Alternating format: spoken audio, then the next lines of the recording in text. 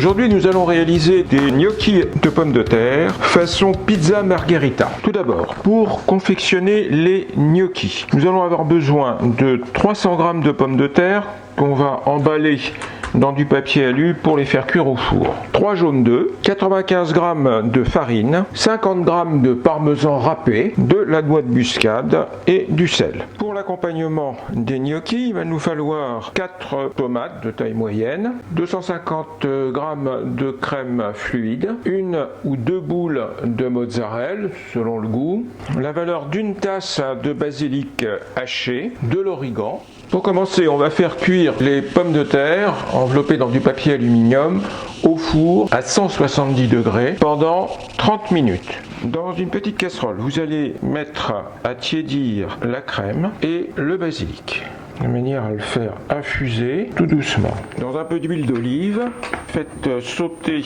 légèrement les tomates coupées en quartiers avec un peu de sel et une branche de thym. Une fois les pommes de terre cuites et épluchées, on les passe à la moulinette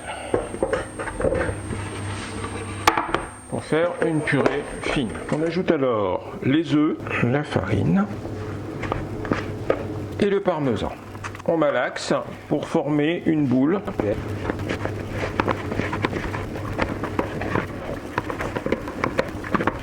On ajoute un peu de noix de muscade. On va légèrement fariner la planche. On farine également la boule. Maintenant, on va découper la pâte pour former des rouleaux de 1 à 2 cm de diamètre.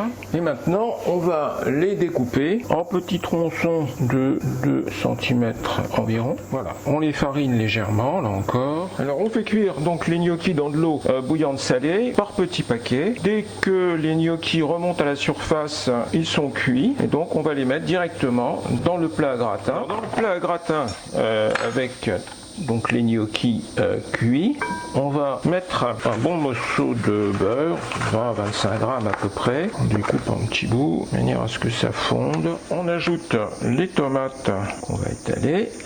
On met un peu d'origan sur les tomates et on va verser la crème fraîche infusée avec le basilic sur l'ensemble. On dispose donc les morceaux de mozzarella sur le dessus et on va mettre au four à 200 degrés pour le faire gratiner.